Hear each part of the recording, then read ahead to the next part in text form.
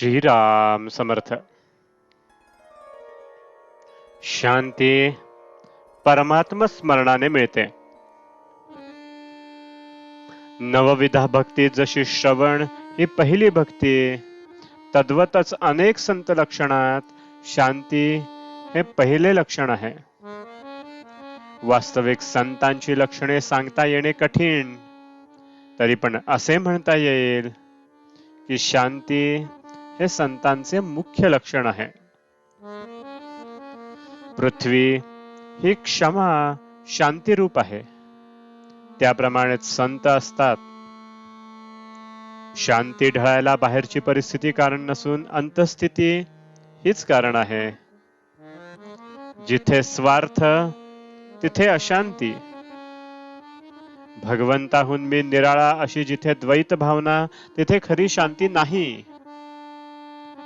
अनन्यतेने शांती प्राप्त होते आणि तीच परमार्थाचा पाया आहे. पैसा आणि लौकिक ही अशाश्वत आहेत, त्यांच्यात चित्त ठेवल्याने अशांतीच येणार. शांती बिघडायला दोन कारणे आहेत. एक गत गोष्टींचा शोक आणि दुसरे पुढची चिंता. आपल्या बाबतीत घडणारे मागले आणि पुढले हे दोन्ही ईश्वरा अधीन आहे, अशी दृढ समजूत झाली तर शांती बिघडणार नाही. आणखी महत्वाची गोष्ट म्हणजे सदाचरण. सदाचरण नसेल तर शांती कधीही येणार नाही, पश्चाताप करण्याची पाळी येईल. म्हणून प्रत्येक कर्म भगवंताच्या साक्षीने करावे. भगवंताला साक्षी ठेवून कर्म केले तर हातून दुष्कर्म होणार नाही. सदाचरण हा परमार्थाचा पाया आहे. आपली शांती परिस्थितीवर अवलंबून नसावी. एका साधूला कोणीतरी शेतात झाडाखाली आणून ठेवले. तो तिथे स्वस्थ बसून नामस्मरण करीत असे. तिथे लोक त्याच्या दर्शनाला येऊ लागले. लोकांची ये-जा वाढल्यामुळे त्या शेताच्या मालकाला त्रास वाटू लागला, म्हणून त्याने त्या साधूला उचलून दुसरीकडे ठेवले.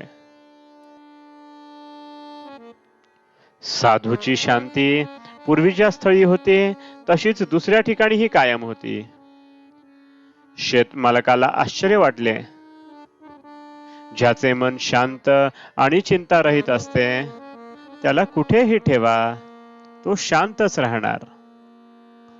म्हणून भगवंतावर विश्वास ठेवून स्वस्थ बसावे. त्याच्यावर भार घालून प्रपंच करावा. कर्तेपण आपल्याकडे घेऊ नये. अकर्तृत्व भाव ठेवावा. अशाने शांती येईल. जगत चालक राम आहे ही भावना दृढ झाली तर शांती येईल. एकनाथांची शांती अगाध होती. नाथांसारखी शांती यायला परम भाग्य पाहिजे. राजे रजवाडे आले आणि गेले, पण ज्ञानेश्वरांचे नाव टिकले, कारण ते शांतीची मूर्ती होते. ही शांती काय केली असताना मिळेल? भगवत स्मरणा वाचून अन्य उपायाने ती साधणार नाही. जे जे घडते ते ते भगवत इच्छेने घडते ही दृढ भावना असणे हेच शांतीचे लक्षण आहे. कर्तृत्वाभिमान शांतीच्या आड येतो. विद्या, वैभव, कला, संपत्ती, संतती याने शांती येतेच असे नाही. निरपेक्षता हे शांतीचे मूळ आहे. मनाविरुद्ध गोष्ट घडल्यानंतर लगेच भगवंताची आठवण करावी, म्हणजे आपोआप शांती येईल.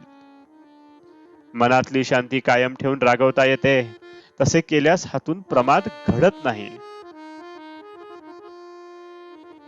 आजचे बोधवचन: शांती परमात्म स्मरणाने मिळते. ते स्मरण अखंड ठेवावे आणि खुशाल प्रपंच करावा. जानकी जीवन स्मरण. जय जय राम.